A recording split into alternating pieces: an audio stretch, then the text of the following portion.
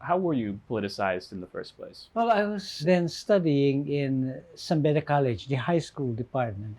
I was in my senior year in high school. Before the first quarter storm, which was the first few months of 1970, okay, when you had all these riotous demonstrations occurring right there on Mendiola, where our school was. I had already been talking a lot with my brother, my younger brother, who was involved in activism in Philippine Science High School. And so he had already been involved as early as maybe 68 or even earlier than that. And yeah, he would tell me all stories about what they were doing in school or the protests they were having against the administration in the school, and then also the protests against Marcos. But I didn't really join in the demonstrations until you had this, first quarter storm of January to March 1970. And at that time, there were so many students who were demonstrating for a peaceful constitutional convention. And that was on January 26th. I went with a group from our school, a big group. Well, we went home early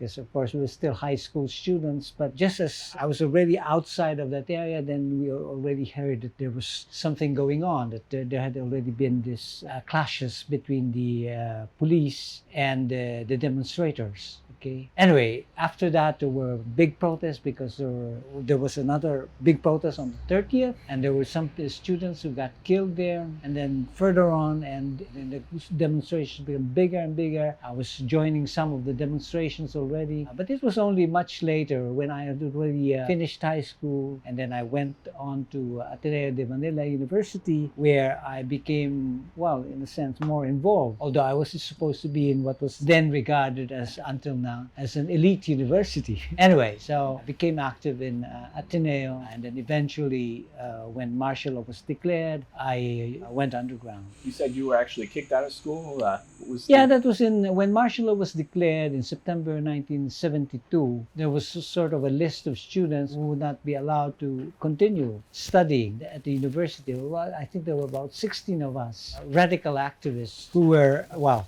terms blacklisted. And we also didn't want to go into the university at that time because we never were sure if, there would be agents there, military agents who would arrest us or something. And so, we just went underground. Later, of course, Ateneo sort of, gave us, rather than calling it expulsion, they termed it honorable dismissal. At least with an honorable dismissal that allows you to continue studying in other universities. Could you give us kind of a summary of how both you and your family were involved in that period? With 10 brothers and sisters. There were quite a number of activists in the family, actually about 8, but 7 joined the radical movement at one point or the other. I mean, we sort of saw each other in the movement. And, well, the book is about the brothers and sisters, and the family, in fact. What happened to the family? 5 of us were arrested, detained, including, plus also 3 in-laws were also arrested and detained, and some of us were tortured. 2 of us went on exile. One of my brothers got killed as a New People's Army guerrilla, and then another disappeared. So it's the story of what happened to our family during those Marcos years. At what point, what were you doing in the movement, and at what point did you get arrested? Well, I actually get arrested 3 times. The first time was when the writ of habeas corpus was suspended by Marcos in 71. That was just after the Plaza Miranda bombing. And together with some other students, I was putting up posters in Marikina, and then I got arrested, and that was just an overnight detention. But then the second time was a few months after martial law was declared. The house that our group was sort of staying in, it was sort of referred to as a UG or underground house, was raided by the military. And so one of us, one by one, we got picked up by the military as soon as you enter the house. So when I entered the gate, there somebody clasped my hand, and then that's it. So I got arrested, and then eventually we were brought to EPL in Fort Bonifacio, and I was detained for 1 year. Then the third time that I was arrested and detained was in Cebu. I was arrested in what was then the Colegio de San Jose Recoletos, talking with some students, and I was brought to the army camp where blindfolded, I didn't know where I was, and I was tortured. Afterwards, they put me in a a regular detention center, and the whole period was 10.5 months. Because I was transferred from Cebu to Manila when my father was dying of cancer. So fortunately, I was still able to visit my father before he died at the hospital. And then I was also able to attend the funeral with two guards both times. And at that time, when during my father's funeral, two of my brothers couldn't come because they were being hunted down by the military. Hmm. In fact, the torture that I experienced is nothing compared with the torture that a lot of other activists experience. It was a lot worse. Mine was just for, maybe a total of 10 hours or so. Hot and cold. Sometimes they would try to talk you over, and indicate where your comrades are and all that. And then they also use poncho, and they even use electric shock, and then pound your head on the wall, karate kicks, and then slabs of wood, they would hit you here. Anyway, yeah, that was that. What work would you have been doing for the movement before that third time that you were arrested? Well, I was involved in organizing youth and students, and I was also sort of, I had also been in touch, asked to link up with cultural activists in Cebu City. But I didn't last long, so I was there only for maybe less than a month, and then I got caught already.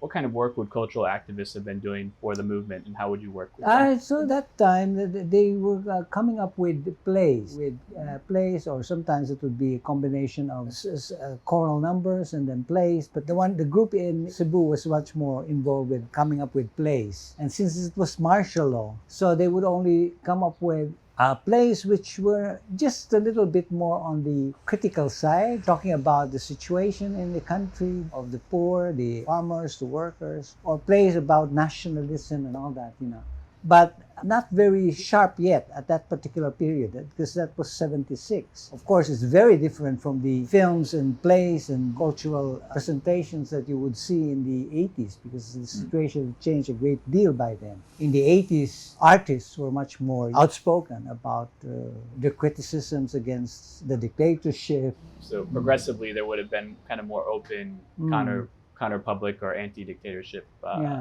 activity on the cultural front. Yeah, so like for example, Sister Stella L was already after 83, so that was much more, direct and much more very political and all that. What happens next? I went back to university and went to UP. I studied for 1 year there before going underground again. And then after my detention the third time, for a while, I sort of, did some part-time jobs like a stringer for Yomiuri Shimbun, okay. And then I also did some part-time work with Asian social, religious and social type of magazine, okay. That was more or less it. And then I really had intended to go back into the underground. So since I had already been detained in Luzon, and I had already been detained in the Visayas, so I decided to go Mindanao. The third time. So in 78, I was in Davao. In Davao, I started with organizing, again, students and middle forces, linking up with people working in the church sector, so religious and all that. Then later on, I moved into organizing urban poor. Then later on, I was put in charge already of organizing, or in charge of the urban work in Davao City itself. And eventually, by late 79, I was already put in charge of urban work for the whole of Mindanao. Oh, no, that was a little later. That was early 80s. What would be your job description? What kind of, in what sense were you in charge of all of the urban work?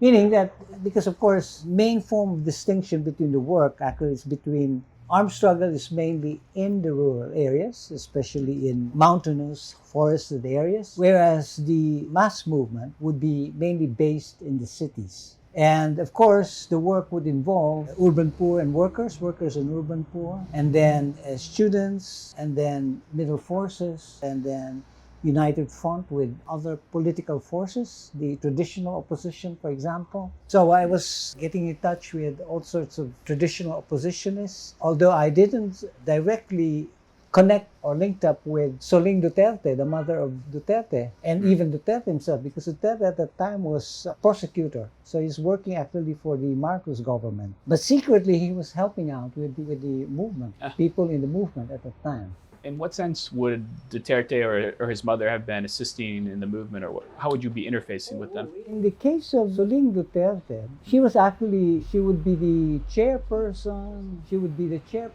or the leader of broad anti-Marcos alliances. Now, the idea there actually was that you have people working in the underground and trying to organize open mass movements. But then for those who would be coming out from, say, labor movement or student movement, there would be some leaders for them, but since they would be sort of identified with the radical left, then the military could easily sort of pick them up, detain them and what. And so what happened was that the forces of the radical movement linked up with traditional politicians, traditional opposition politicians, and other personages, or say with the religious. And during rallies and demonstrations, these figures would be the ones who would be coming out more open, speaking out. And it was more difficult for Marcos and the military to arrest them, because they're supposed to be very well-known elite traditional oppositionists. Now, but in the case of Rodrigo Duterte, at that time, he was the state prosecutor, so he was supposed to be the one prosecuting those who were doing things against the state, okay? But what happened was that in cases of human rights violations, or in cases where the evidence was weak, then he would sort of help with secretly, the victims of human rights violations. Of course, he wasn't doing this openly. But yeah, the underground was definitely in touch with him. What do you say when you're doing this coalition building, if you will? No, that in the case of, because of course I was sort of, deep underground. And so it's only in very special occasions when we really are very sure already of a certain opposition politician that we would directly sort of talk with them. So, for example, in my case, I was talking with the likes of Nene Pimentel or Homobono Adasa. These were congressmen, or these were people who were in Congress, or assemblymen actually, because there was no Congress then, but there was a National Assembly. And then I also talked with Mayor Cesar Climaco. I would talk with Porfirio Respicio, another assemblyman. So these were opposition politicians.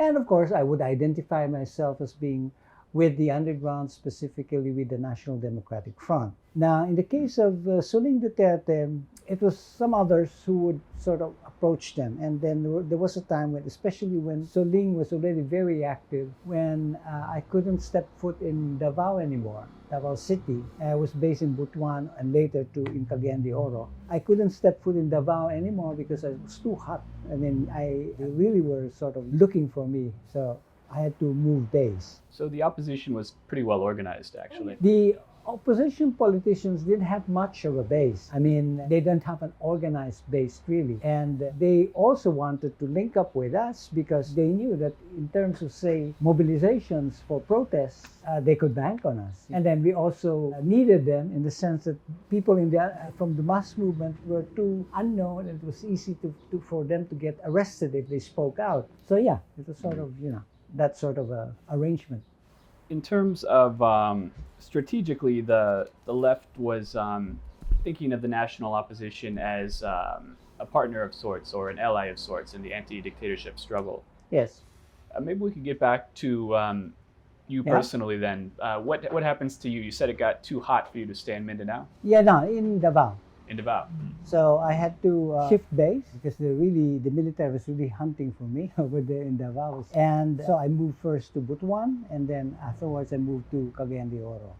How early does the split in the left start to happen? If you really talk about, say, the beginnings of a rupture, well, you have to go back to 78. This was the time when the Metro Manila Committee, Manila Rizal Committee of the party, went against the decision of the national leadership, the Central Committee, and participated, actually campaigned for Laban, okay, that was the party that opposed Marcos, okay, or actually it was a slate of Laban headed by Ninoy Aquino against Imelda Marcos and 20 others who had run under the KBL, Kilusang Bagong Lipunan, back in 78. And the decision of the national leadership at the time was that you should boycott this election. But Right. then the Manila Rizal leadership had some negotiations with the opposition, and they were hoping that there would be some sort of an upsurge of the mass movement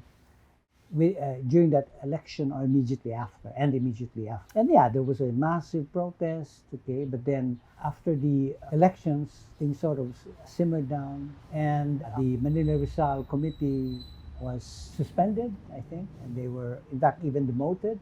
And so that was sort of I would say, the first major sort of rupture within, or well, it was the first major, how do you call it, debate, internal debate. But then in the period of the early 80s, what Edicio was sort of referring to already. There were some ideas about the three strategic combinations, or the idea about the 10 theses. Basically, it was saying then that the situation had changed in the Philippines, that it's not as semi-feudal as once thought. The urban population and the area was growing.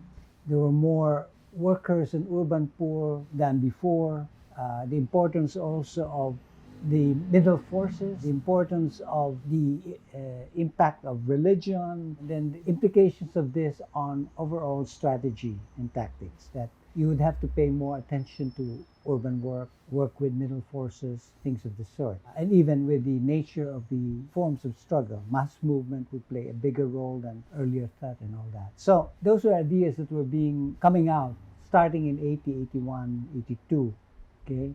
And eventually that sort of developed into, well, in my case, what I was sort of already pushing was the idea of some sort of an insurrectional strategy instead of a protracted People's War strategy of Mao. And then the Mindanao Commission also came up with a position of something like a political military framework, which is actually something more like the strategy of Vietnam. Then the next round came actually during the period already of the boycott, because I remember back then in November 1985, when Marcos declared that there would be elections in February.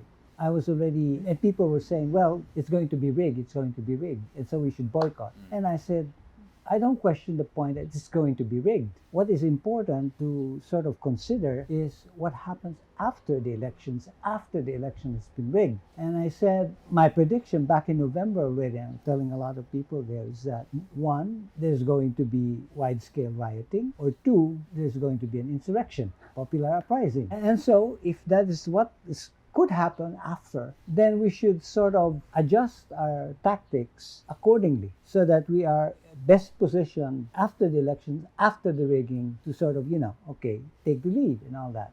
But, I mean, leadership decided on a boycott. And by deciding to boycott, you sort of separate yourself from the mainstream of the opposition, which was then, of course, headed by Cory and all that. And you couldn't just get back into the mainstream without some way, like Cory reaching out to the left again, because she wouldn't be able to sustain the protests after the elections. But instead of yellow and red coalition immediately after the election, there was the military revolt. And so instead of coalition with Reds, Cory went instead into a coalition with the military rebels, Right. Dile, Ramos, Ram.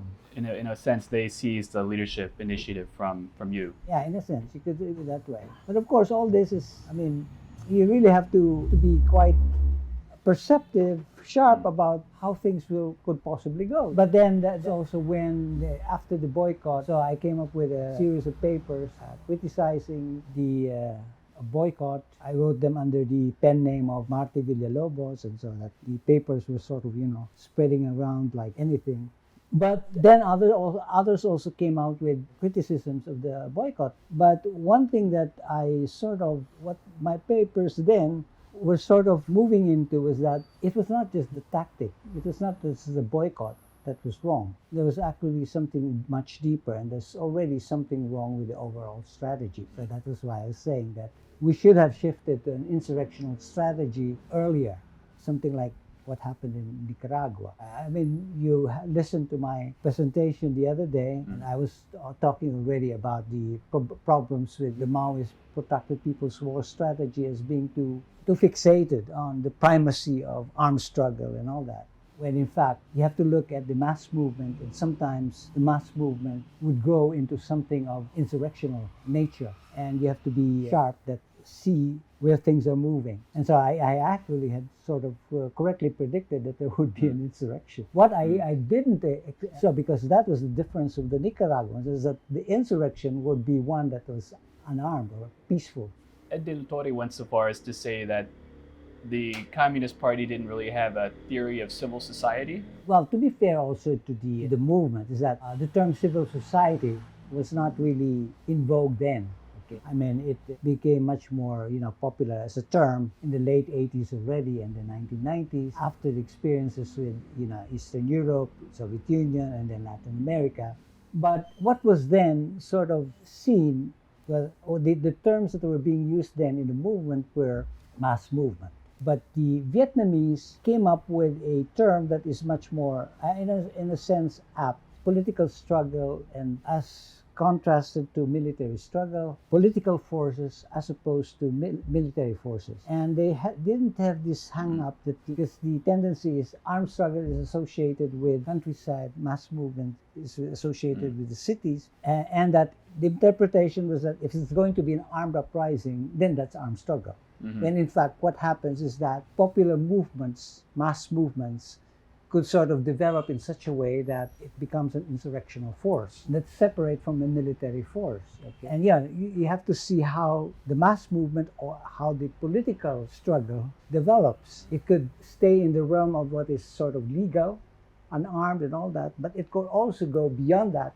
turn insurrectional, it could turn armed. That's the difference actually between, say, the Chinese Protected People's War version and the Vietnamese version. And that's also sort of, different also from the Nicaraguan strategy. Because in the case of the Vietnamese, they saw political struggle, military struggle as being both fundamental and decisive. And it could go either way. In 1945, it was actually the political forces which were decisive, because it was the August Revolution was basically an insurrection. But in the case of Nicaragua, in the case of, for example, the Philippines, it's the main force is the armed struggle and the People's Army, and then the mass movement supports the armed struggle and the People's Army. But what they had in Nicaragua was something like different, in the sense that they had that sort of framework earlier, but then later on it sort of turned around. They said, oh no, it's the guerrilla force, the army, which is going to be in support of the popular forces that are going to, had turned insurrectional. It seems important to ask, what is the relationship of the armed struggle to the movement? If you use the Maoist framework, the movement is a shield for the armed struggle. It's a support. It's not really a shield. Well, in some sense, there's a bit of a shield too, but especially in the early stages. But the idea actually with armed struggle in the Maoist framework is that you're supposed to move from regular mobile warfare to regular warfare to positional warfare. And that also means that you have to build up your army from a guerrilla force into a regular army. And then regularization is sort of a very high demand, because has high demands, because that would have to mean that you will have to have regular sources for your arms and ammunition, and you cannot just do that by just ago armas type, where you shoot a soldier and take away his gun and all that. But what do you do when you need already things like anti-tank, anti-aircraft, and all those sorts of things? You cannot just rely on, the usual guerrilla style of getting those things. You really have to fix up the problem about getting those things from abroad, okay? And earlier on, the imagination was that China would be providing this sort of... That was much earlier, because by the 1980s, there was no more illusion that China was going to help the Philippines, because that was already the time of Deng Xiaoping. And it was Mao and the Gang of Four who were more supportive of the idea of extending arms support to rebels or to Maoist rebels in other parts of the world. I mean, as I pointed out, even with the guerrilla army, in quite a number of revolutions, whether it's with a very small guerrilla army, it's Cuba, Nicaragua, or else, you could actually topple a dictator and seize power. And in the case of Nicaragua, they rely mainly on popular insurrection. And so the same thing here. I said, it's really very difficult to move from guerrilla warfare onwards. You can, I mean, there have been several attempts to bring in arms from abroad. All three major attempts failed. Karagatan, Doña Andrea, and then the North Korean attempt. And all of them failed. And I mean, if you're not even able to bring in arms through the sea, then how are you going to solve the problem of a regular supply of arms and ammunition for regular mobile warfare? Aside from the problem of the strategic relationship of the movement with the armed uprising, Ed De La Torre also mentioned a fear that he had, which was, well, what will we be doing in Manila if and when the tanks roll in? Will we be waving flags to welcome them in? No, because of course in the typical Maoist framework, it would be basically just a military victory. And so what would happen is just when the victorious revolutionary comes in, then you wave flags and all that. So it's sort of, because it's the military forces which are supposed to be the main force. But the extent to which this becomes a military ideology, what role does, I guess, the left as an entity that generates... It's a guess, because if you look at what happened in China, the urban forces, I mean, the ones who were involved in protests, there's hardly any left because they were all sort of, massacred and all that. And so the nature of the mass movement there, if you can call it such, is that you organize the peasants, you organize the farmers to provide support to the revolutionary army. So they give it the food, they act as couriers for the revolutionary army. And so you have stable base areas, which are areas maintained, of course, by the peasants, and there's where the revolutionary army can grow. Okay, but in China, you could hardly talk about, in the 1930s and 1940s, you could hardly sort of talk about a open mass movement in the urban centers. It was simply, the situation just wasn't there. But in revolutionary movements after the 1940s, you see a lot more of the role of the urban and the role of mass movement, the role of political forces. I wanted to jump to a point that you had made in your book about the question of the left, which I guess at some point it is an ideological question, and the revival of the left. Let's see. It's in chapter 2 here. Just wanted to find the term left has generally been used to refer to those who want to change, favor more equality, and resort to non-traditional, even radical or revolutionary means. Seems a pretty fair definition of what what the left is. But then, I guess that brings up the ideological question: what is the left's utopia? What is it trying to change, and how? Is this something that the Philippines could have provided in the metropole in ways that China could not have? Well, the thing is that, of course, I mean, if you look in terms of socialism as opposed, of course, to capitalism. Well, in the case of the Philippines, okay, and I was discussing all this also in the book on contested democracy. What you have is actually an elite or oligarchic democracy, and that you would like to change things in such a way that it's going to be a more genuine and a more egalitarian type of society and democracy. So that was the sort of the objective that we were sort of trying to push for. That the economy would have to be something of more like a mixed economy. That was we cannot move immediately into some sort of a socialist type of society already. And then in terms of the politics, okay, then put an end to the whole idea of elite democracy, oligarchic democracy. And we also don't like the idea of a one-party type of dictatorship like what you had in China, for example. That sort of framework, at least that's what that's what the the non-Maoist, non-Stalinist forces within the ND movement felt about what should have happened.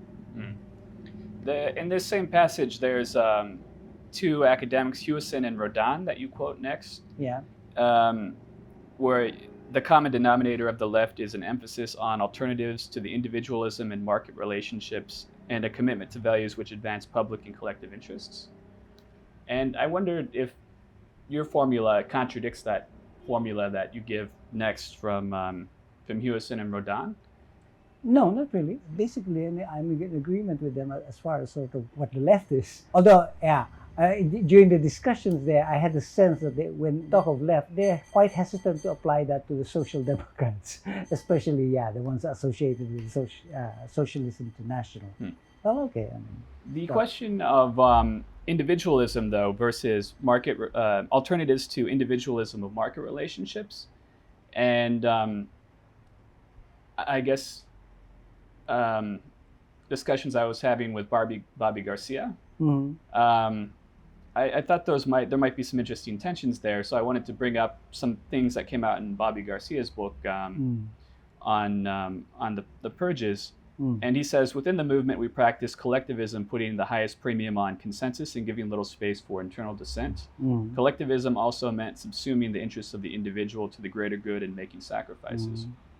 And he gave some examples of contempt for anything that was bourgeois, activists refusing to sleep on a bed because they wanted to be sleeping on the floor like the poor, or even going so far as not wanting to wear denim blue jeans because that was seen as Western. Is there a problem here with Hewison and Rodin's formula vis-a-vis the individual? No, it's the thing there is that, the concern about the collective or the people more in general, okay, and that say democracy is more inclusive and all that. I think that's very true of the values that the movement tried to sort of, propagate. But this also came in conflict with the operational organizational mechanism within, which is, of course, democratic centralism. It's the way that it was practiced, that, there should be a sort of a balance between democracy and centralism in the way that the Maoists would sort of interpret it. You have this so-called mass line where you treat the cadres and activists who try to get the scattered ideas from the masses and then try to synthesize, systematize them, and then the sort of the party or the higher organ would sort of bring them back to the people, and then yeah, it's back to them. But the problem is sometimes when it goes up like that, then, decision making is made up there. And sometimes not necessarily reflects what was said there. Or sometimes there's no benefit anymore, of, especially if you're running out of time or you're in a rush situation. There's no such opportunity anymore to gather really these scattered ideas. And what happens is there's just directives or orders from the higher organ, and then you just have to implement, and that's it. So, like, for example, the boycott decision, for example, I don't think there would have been much opportunity to really sort of come up with some sort of a gathering of opinions from all over the country before you make a decision to boycott the election. So it was basically the national leadership, or in this case, I think just the executive committee that made a decision to boycott. How about the broader ideas of cultural revolution in the Maoist framework? I understand there's supposed to be, just reading like Mao's essay, or Mao's the talks at the Yan'an Forum, I think 1949. He talks about this sort of literal idea of self-transformation through struggle. Yeah. Where the artist is literally transforming themselves from the bourgeois to the working class. Some sort of literal transformation instead of an intellectual one.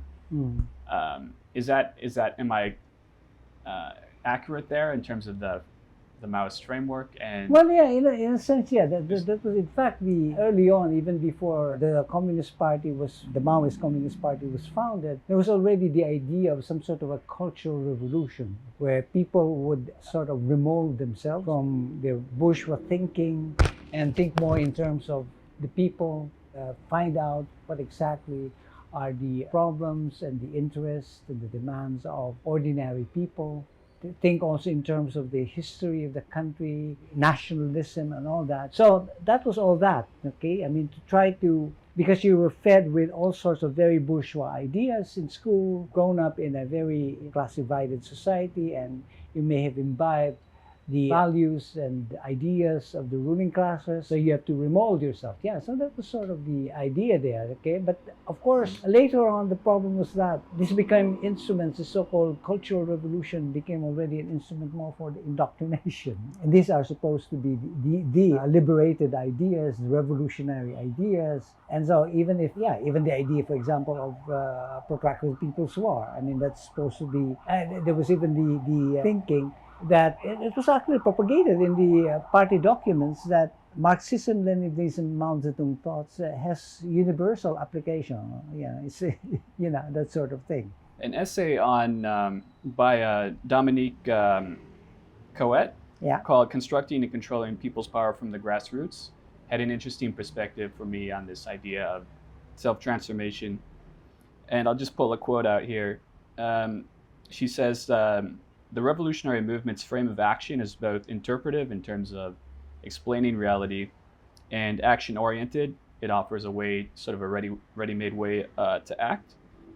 Its framework is also quite voluntaristic and presents itself as infallible.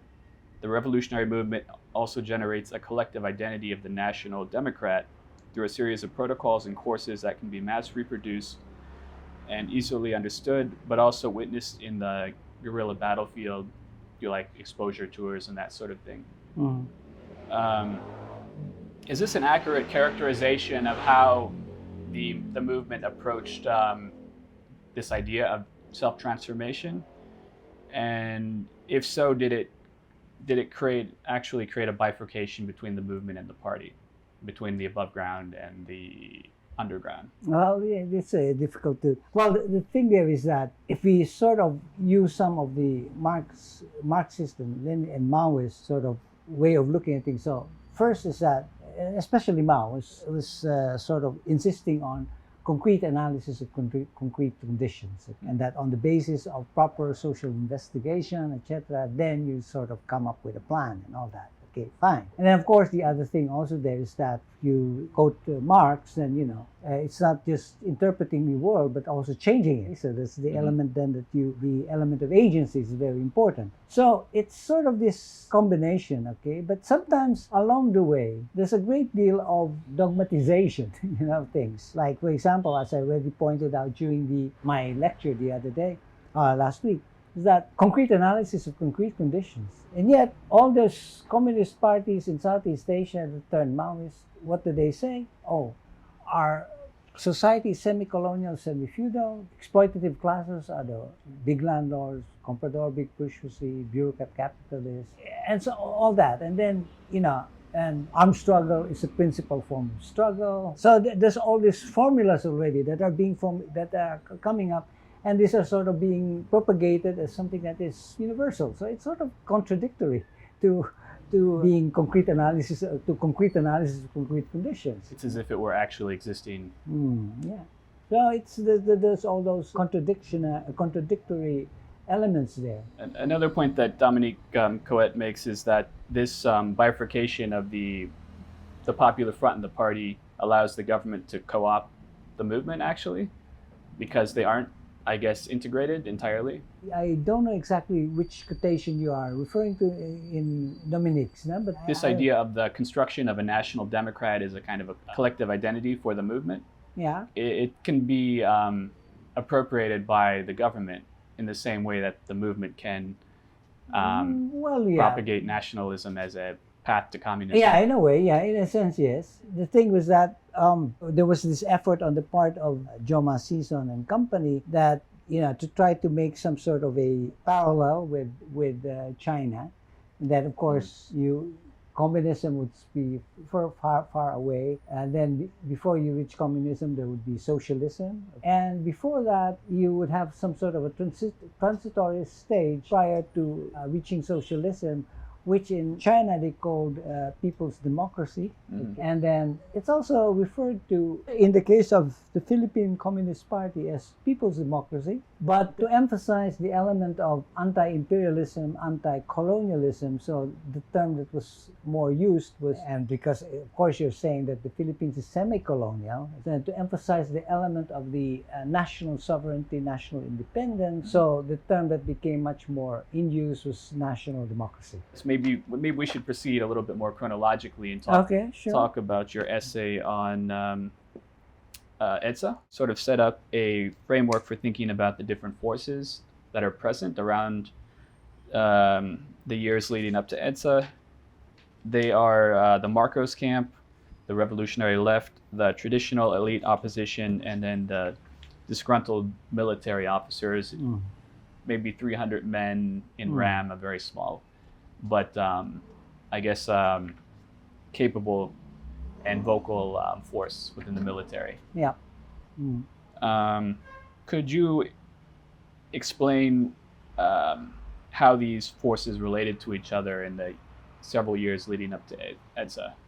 Well, I mean, of course, there was the Marcos dictatorship and the forces that aligned with the Marcos dictatorship, and there were forces that were opposed to the Marcos dictatorship. And basically, as I discussed there, you would have the radical left, represented by the Communist Party, NPA, and the NDF, and the open legal NDs. And then you have the traditional legal opposition, traditional opposition, and then you have the military rebels or the disgruntled military officers. And each one was sort of angling for a different type of society that would replace, a different type of regime that would replace the Marcos dictatorship. So for the military rebels, that would have probably been some sort of a military dictatorship, but they would have been open to the possibility of, say, a link up with the traditional opposition because they were very much opposed to the radical left. Now, on the other hand, the traditional opposition wanted to go back or bring back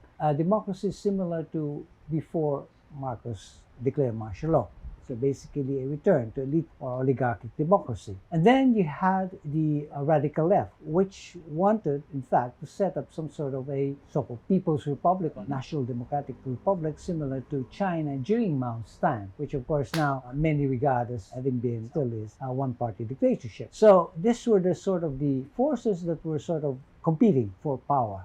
And if we sort of make a comparison with, say, again, I'll use Nicaragua. It was the struggle against Somoza was basically between the traditional opposition and the Sandinistas, with sort of one force trying to outdo the other. Okay. But then eventually it was the Sandinistas who were able to take the lead in the insurrection. They brought in the traditional opposition as part of a partner in the government afterwards, but later the traditional opposition sort of just got out because it was already getting too much in the control of the Sandinistas. And that sort of triggered the Contra Revolution. Yeah, all that. Now, but in the case of the Philippines, it was something like this, that after the Aquino assassination, what seemed to be sort of, there was the Justice for Aquino, Justice for All movement. There was a big debate about exactly this Jaja, because one idea was justice for Aquino. But then the left actually, with the influence of the left,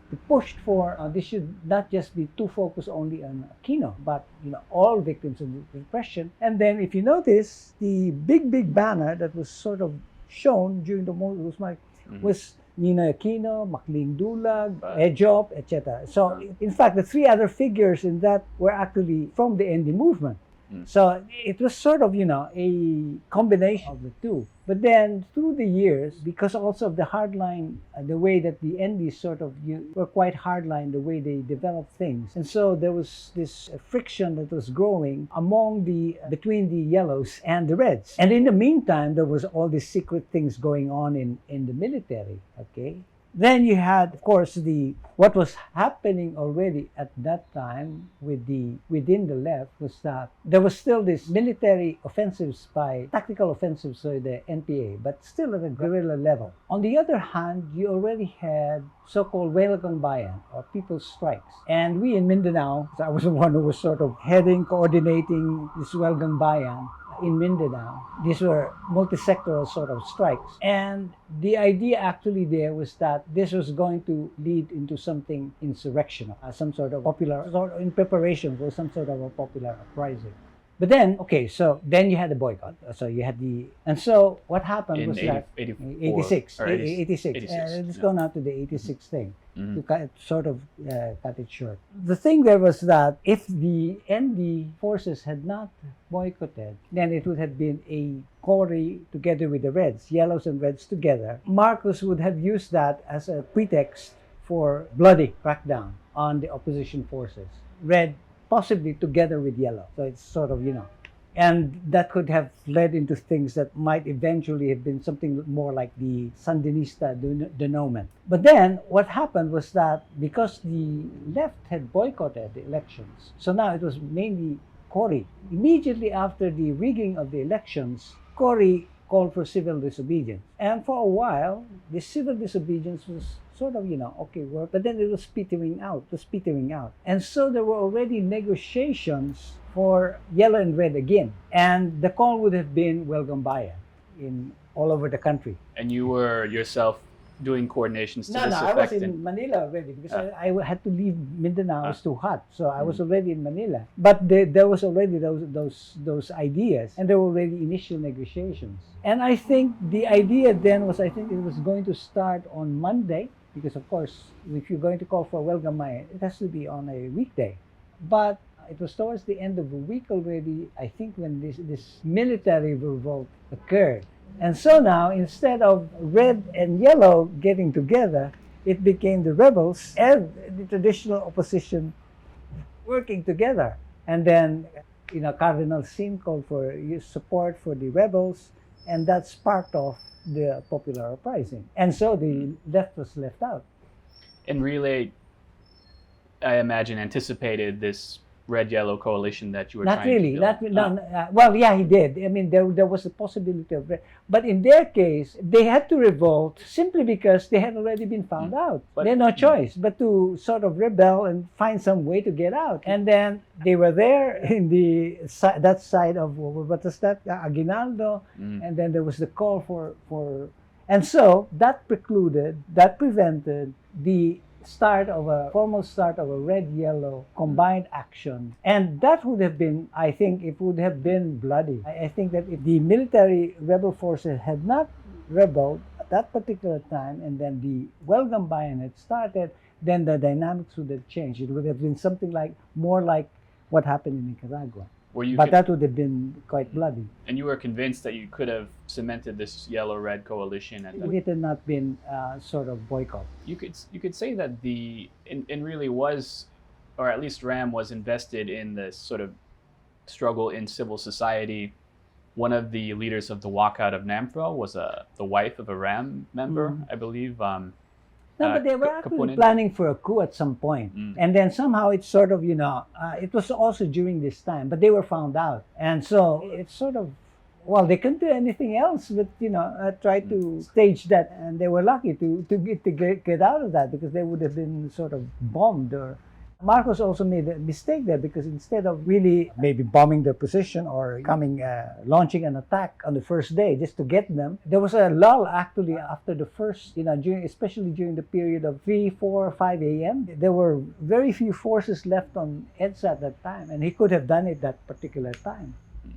So a tactical blunder on Also on Bear's the part part. of Marcos. I guess what I found interesting about this essay is the way you pair up this kind of dyad of the left and the traditional opposition and the military and the traditional opposition. So they are really kind of the decisive actor, if you will, in the revolution. Perhaps the military as well, but they're edged out by Aquino, you could say.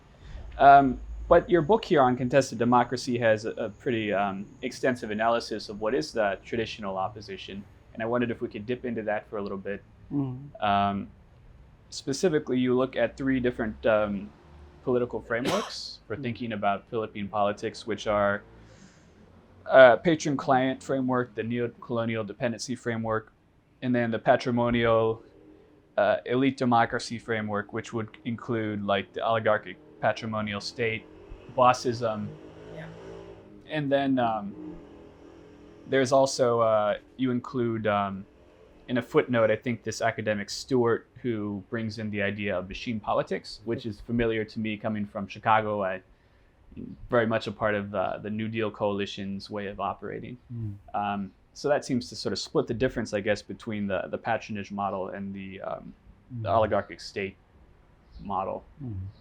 Could you just describe those three models, and did they figure into how the left was thinking about allying with the traditional opposition? Well, going back to the point about machine politics, I mean, the way it's sort of developed in the idea now of, three types of frameworks, that actually came from Benedict Kirkflip. He came up with an essay on that, and he was my PhD supervisor.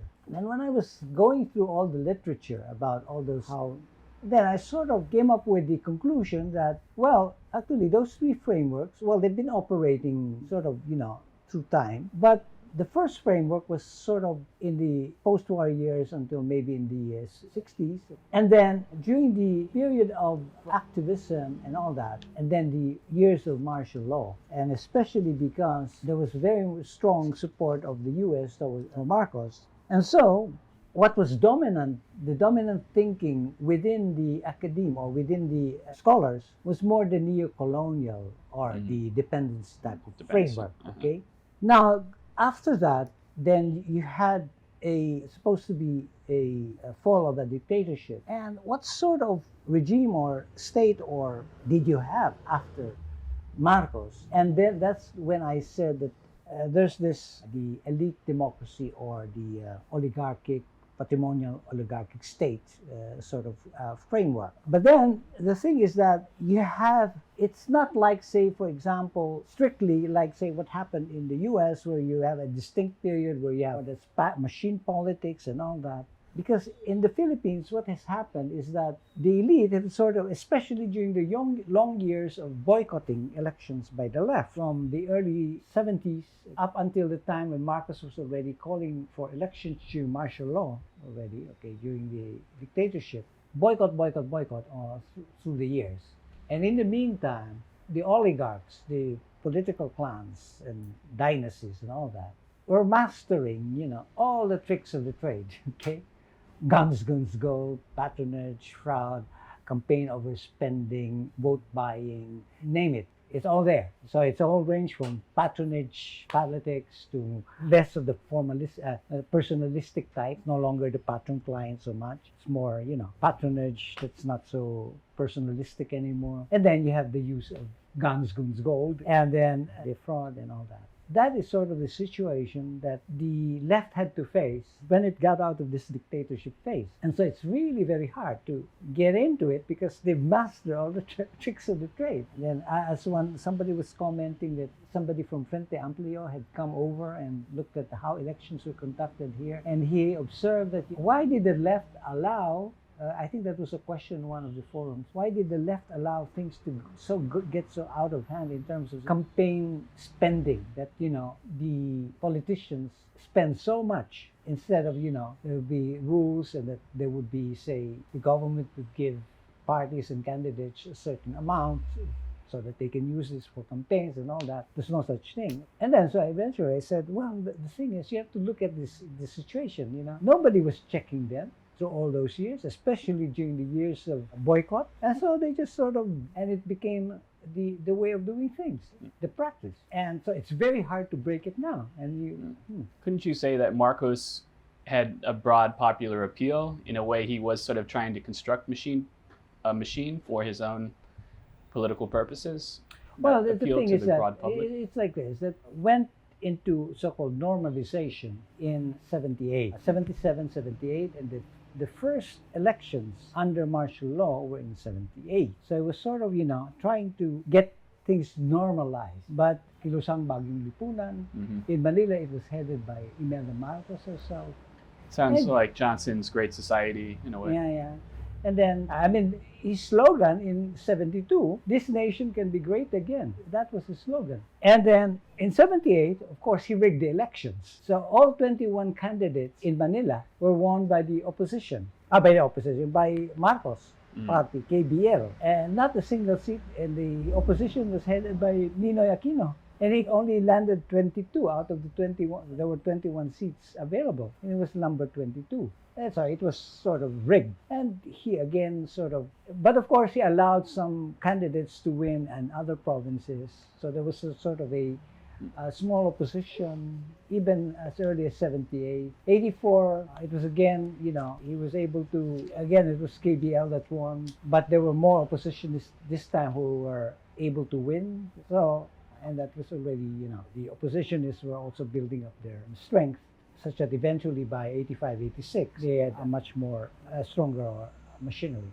You kind of provide, you take a bit of issue with these three different frameworks and provide an alternative, which is contested democracy. Yeah.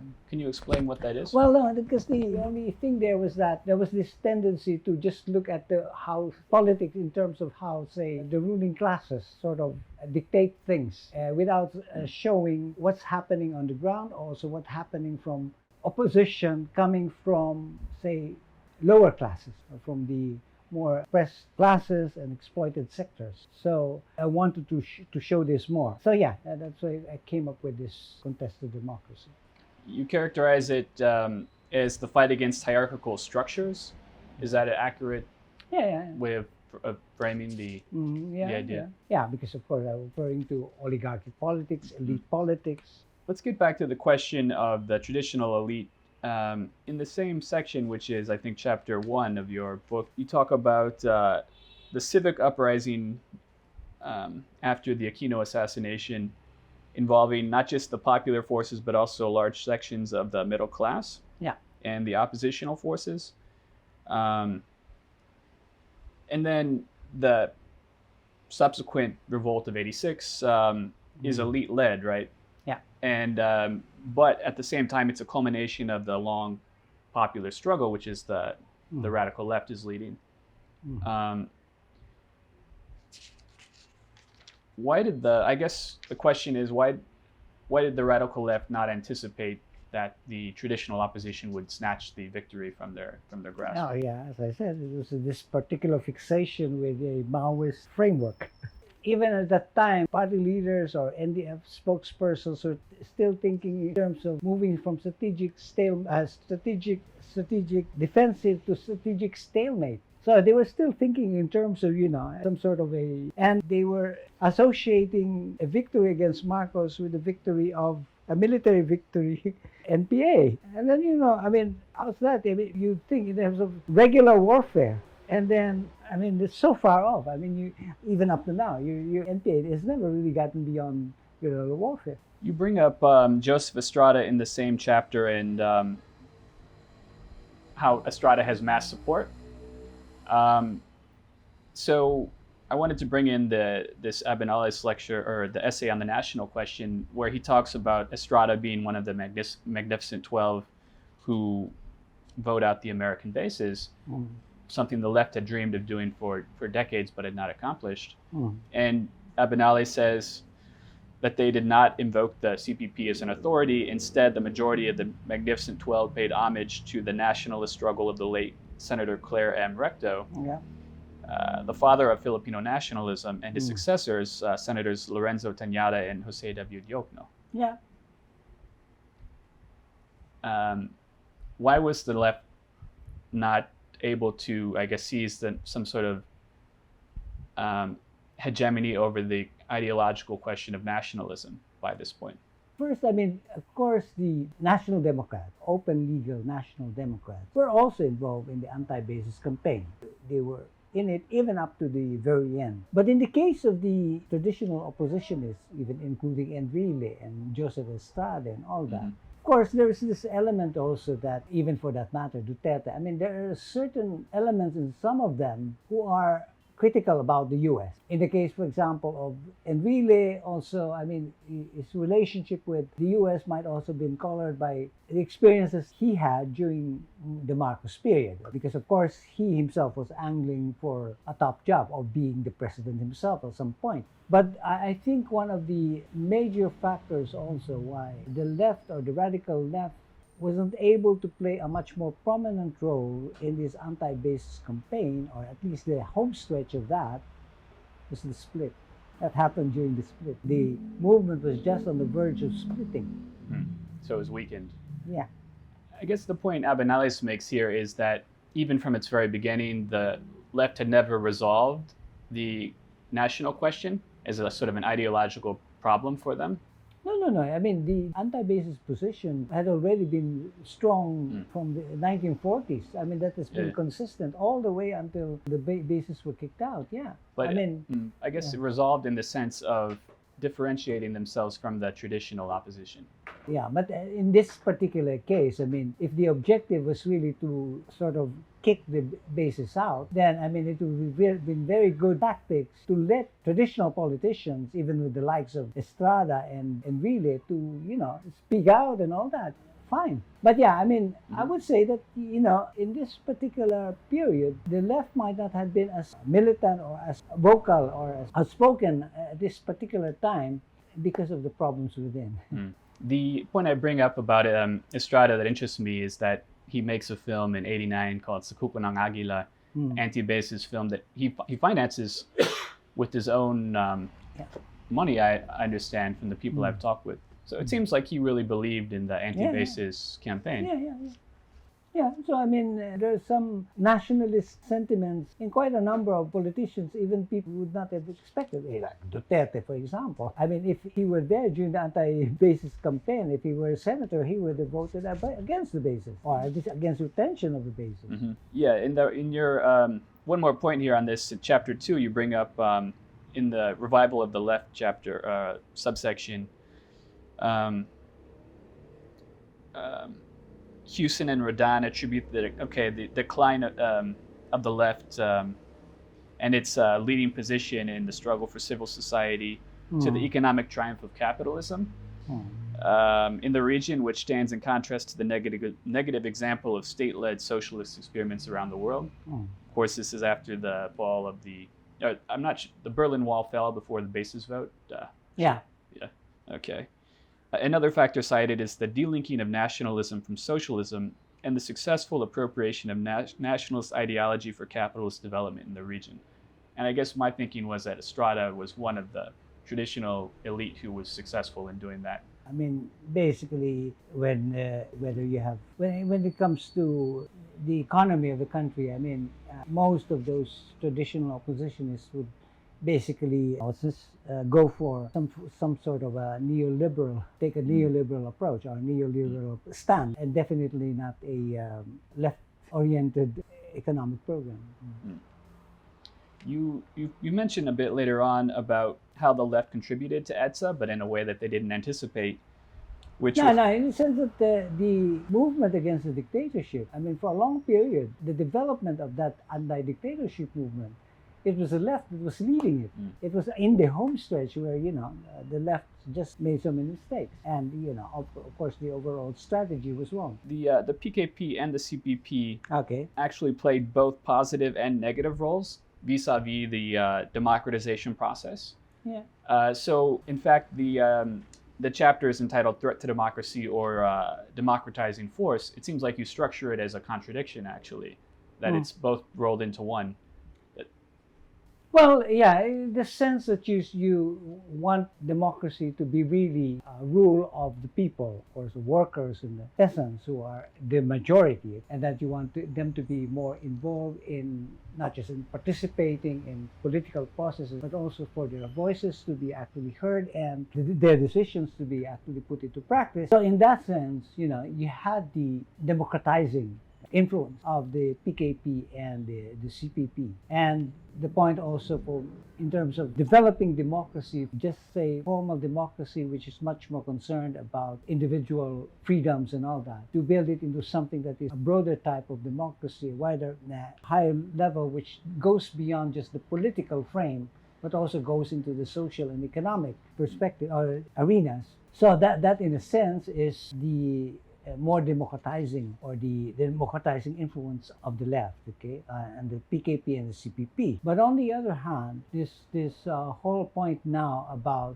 working towards some sort of a vision or a sort of an alternative that would have set up some sort of a one-party dictatorship similar to that you had during Mao's time, or the communist-led socialist so-called states, then that in itself it becomes in fact negative, the opposite of what you want democracy to be. And then even within its own internal processes, the way that things get to be manipulated in the sense that it's the higher bodies, especially the party leadership, that sort of is able to dictate what should be done, what are the programs and the strategies for that. Then again, that is also a negative for democracy.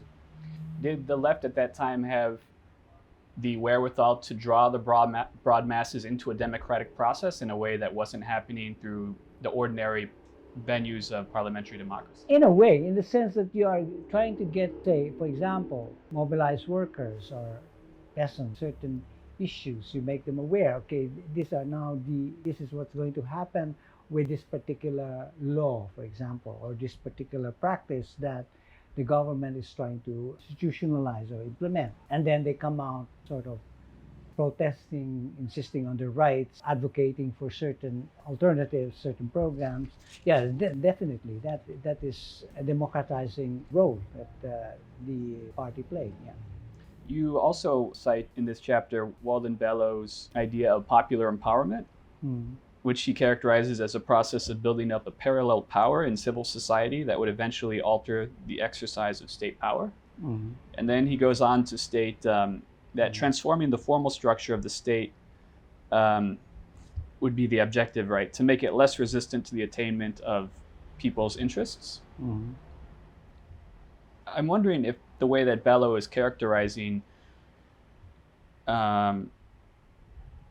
the democratic engagement of the broad masses, I guess, in some sort of political process, if that doesn't actually carry on the problem of dividing a popular front from the political party itself, that sort of united, the above ground and the underground problem that the CPP was facing. I'm not quite sure. I mean, I didn't get exactly all what you said from what you read from that quote. But the impression that I have there is that it's sort of this Gramscian thinking here, that you have civil society, and there's sort of a civil society as an arena for contestation between ideologies or thinking of the ruling class, and then the organization of the popular forces of the workers, farmers, the masses, and that there's this contestation going on, hegemony in civil society, and eventually also in overall power. A point made by Ricardo Reis that you quote here as well in the same chapter is along similar lines.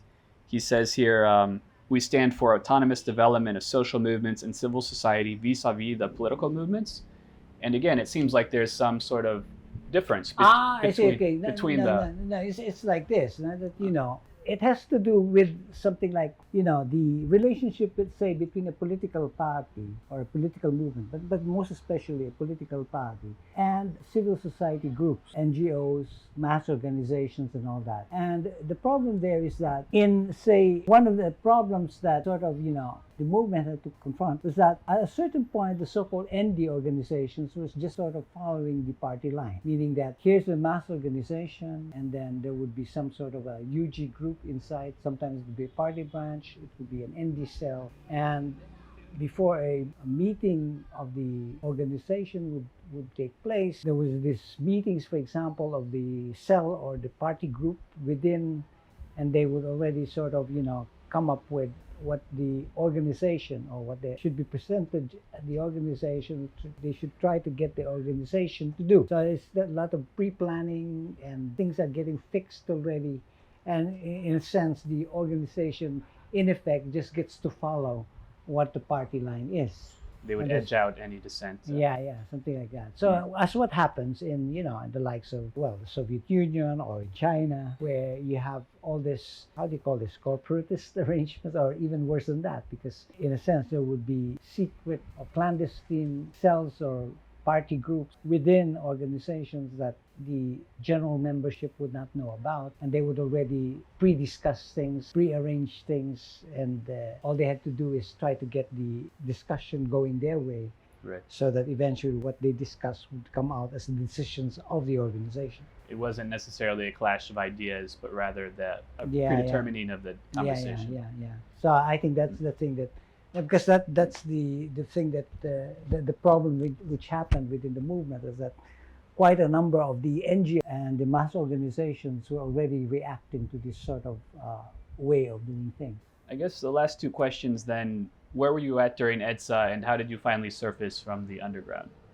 Well, I was right there, and that's because at that time I'd just been deployed from. I was too hot in Mindanao. I had just presided over this very first press conference of the National Democratic Front. That was the very first NDF press conference in the Philippines, and we held it in the countryside in Mindanao. And after that press conference, I was told that I was one of the hottest people in the Philippines. They were really looking for Lucas Fernandez, the one who presided over that press conference. And so I was sent to Manila. At that time, I had already sort of made a request that perhaps the best thing now for me is to be assigned abroad. And it took some time. And in the meantime, eventually there was a price also on my head, but they were not so concerned anymore about the press conference back in '85. But then, yeah, I had to get out. I mean, I could go underground again, or for a time I was just based in Manila, taking care of the home front work of the international department. But then I was deployed to I sought political asylum in the Netherlands. I worked there for a while with the NDF office, but then after a while, I was getting into a lot of disagreements with Semari Season and people who were close to him. And then there was a big debate, and I was expelled from the party. In fact, before others, I was the very first one who was expelled because I was one of those we were among the very first to read copies of the Reaffirm paper. And so we were the first ones to react. So, yeah, anyway, I did get my asylum in the Netherlands. In the meantime, I went back to the university. When I got my refugee status, after 2 years, I applied for Dutch citizenship. And with the Dutch passport, that's the time when I could visit the Philippines again. So I visited the Philippines, I think, in 96, the first time, after being out since 1990. Yeah. So you So had I was already open and legal. And 98, I went back. I decided, okay, I'll try out becoming an academic. And so I taught at the University of the Philippines. Yeah. so you were kicked out in early 90s, 91, 92? 92, around August, September. You mentioned in your book that I think around that time the party was seeking belligerency status. Oh, yeah. Was that some sort of strategic retreat from what it was doing before, or what did that mean? This is a particular sort of fixation on the part of, well, actually, Joma Season, to be able to eventually to attain victory, revolutionary victory. There might be a stage wherein the diplomatic struggle, you would have to sort of try to assert yourself as some sort of a force which is sort of quasi-state, something like political force that is already ready to run a state. Basically, the thing there is that according to international law, I mean, this is old, you get to, well, just sort of a rebel force, but then at a certain stage you are looked at as an insurgency, and then the next stage is belligerency status, which is sort of you're seen already as almost equal as the state in power. And then finally you are the actual state, already stated. This whole idea of belligerency status was quite common maybe in the 19th century, perhaps even up to the early 20th century, but it has sort of become outdated. And over the last 70 years or so, I don't know of any particular rebel force that attained belligerency status. I'm not sure if Biafra was sort of attained that status at some point. Joma had this illusion that through the peace process, peace negotiations, the more that you are sort of treated as almost as an equal as a Philippine state, then that is an indication that you're nearing belligerency status. Or the way he puts it, the NDF already has belligerency status, but it still has to be recognized by other side, which is false anyway. And that's what he's been angling for in this whole peace negotiations. Well, what I did write before regarding the negotiations and all that is that through the peace process, you gain higher international recognition. Because back in 1990, when I was still in the party and in the movement, we went all the way to, I could still go at that time, to Brussels without having to get a special permit. And we campaigned among the European Parliament members, something along this line. There's been a long struggle. It's been going on for over 20 years now in the Philippines, and so many people have been killed. There's so many human rights violations, and so it is important that the two sides should work out a negotiated political settlement. So now the resolution that we were able to get is that the European Parliament calls on the Philippine government and the NDF to work out a political settlement of the long-standing conflict. So for the very first time, you have a European Parliament calling on the NDF. And so in a sense, sort of recognizing that NDF has achieved a certain level it has a certain international recognition already. And the more you have those things, then, the international recognition, the international of the NDF gets higher and higher and so forth. And in the mind of Joma, this is going to eventually contribute to belligerency style. So yeah, that's why before, one of the targets of Joma was that there should be a third party, and it should preferably a government or a governmental body, important governmental body, that will act as a third party. And so in 2001, the Arroyo government was the one that actually approached the Norwegian government, to act as a third party. And then I talked with the security advisor of Arroyo, Bert Gonzalez, and I asked him, we said in the cabinet, I asked him in Malacanang, was it that, yeah, I think it was in Malacanang. So I asked him point blank, this is something that the NDF had long wanted to push, that there would be a government that would act as a third party. And it was handed to them. And you handed it to them on a silver platter. And then why did you do that? I said. And then he said, well, in this day and age, nobody believes in belligerency status anymore. Then I told him, but yeah, okay, you don't give this, it's really outdated, I said, but still the element of the international recognition thing, it's still there. I mean, give it international credence. Finally, they realized their mistake, and then the NDF was just playing around with them. They even had this thing about the Karil and all that.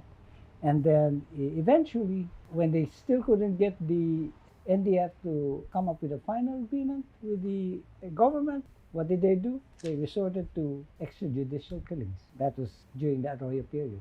Of NPA. Of NPA. Yeah. And yeah, the left. The radical left. Going back to, I think it was 89, Lino Broca makes a film called Ora Pro Nobis about the EJKs. Did that factor in any way into the party's strategy, or No. was it Well, helpful at all? the thing of Ora Pro Nobis was a real thing. There's a lot of these pseudo-religious cults in Mindanao.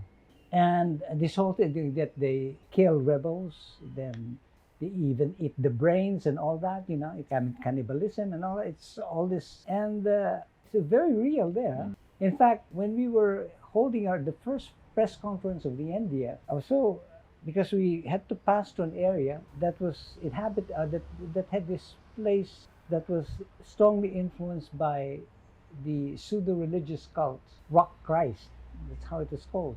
And yeah, we had to go through that area before we could get to the point where we're going to hold the press conference. You have this scary places, and these groups are really rabidly anti-communist. Bobby Garcia maintained that there may have been some influence of the purge on the anti-communism of some of these groups. Some of them may have been, or their families may have been impacted. It's possible. It's possible. Yeah, it's possible. How about going further back, Broca's film Bayan Ko Kapit sa Patalim? It's another film which is written by, I guess, an activist, Pete Lacaba, does the writing. Did that have, what was the party or people in the NDF, how were they thinking about these films at the time? Oh yeah, it's a very progressive film. A lot of people liked it, especially Ora Pro Nobis, but I actually preferred Kapit sa Patalim, because it really sort of shows two different ways of reacting to societal problems. One is the criminal way, and the other is the radical way of, can't remember exactly, but anyway, the details of that film, but it really struck me as. How about Sister Stella? Oh yeah, I mean, it's very activist. And of course, all those films, the directors, were very much in touch with the people in the movement, or they were themselves in the movement.